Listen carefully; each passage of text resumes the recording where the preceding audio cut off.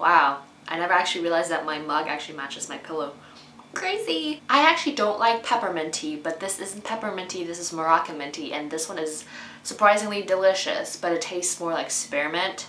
I find peppermint a little bit too sharp. This one has a smoother flavor, and with honey, heavenly. Best tea in the world. Welcome to the BookTube Club, and this time in this book club, I do really need your help because my reading month in November wasn't very good. Not because I only read 3 books, I don't really mind, but because I read 3 kinda bad, kinda average, very anticlimactic books, which, you know, makes me sad because I want to read good books. I want to read great books. I mean, who doesn't want to? I'd rather waste my time reading good books than waste my time reading bad books. So the first book that I read this month was The Retribution of Mara Dyer, which is the 3rd book in the Mara Dyer series by Hodkin. And that book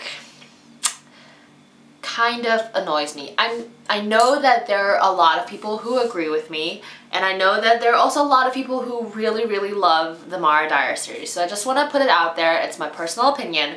If you love it, then you love it. But personally, I really dislike this book. Like, really dislike this book. I didn't really have any expectations going into the last book, but no matter what I expected, it wasn't this. And I'm gonna go into a little bit of a book discussion right now, so if you haven't read it and you don't feel like being spoiled, you might want to skip over this part. Mara wakes up, she gets experimented on, she's in this facility on this island, and you still get these flashbacks about her grandmother, which is a storyline which gets woven through the first 2 books as well.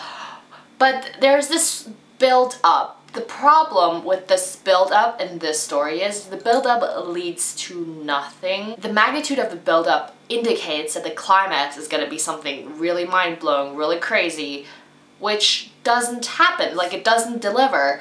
The climax is basically Noah's dad threatening Mara, Noah being there. You don't know what happened to Noah. There's some kind of conflict of interest, but you don't know what the conflict of interest is. It doesn't get explained. The climax is very short, and in the end, the whole entire build-up doesn't play out in any way whatsoever, because the end is basically Noah and Mara making out, and Mara being like, oh, you don't get to leave me because I say so and I want to stay with you, period, end of story. The characters are basically going YOLO, I don't give a fuck, which effectively invalidates and turns over everything that this book series has been leading up to. I just felt kind of cheated out of the ending because I put all this effort into reading the story, and in the end, it gave me nothing. The next book that I read this month was Gone Girl by Gillian Flynn, and I read this book because I went and watched the movie.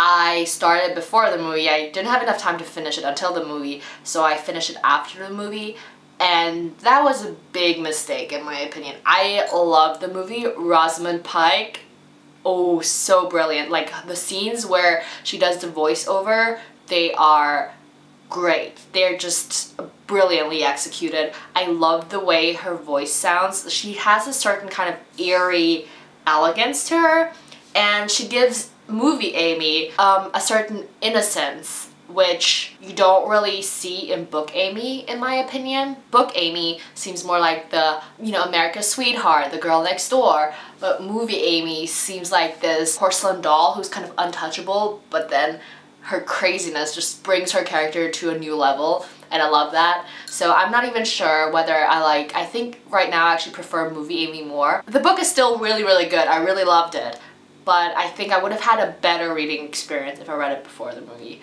And the last book that I read this month was Angelfall by Suzanne E., which is the post-apocalyptic angel dystopian YA book that everybody has been talking about. I enjoyed the book. It's nothing special, in my opinion. Rafi's character is still a bit bland. Perrin is an interesting character.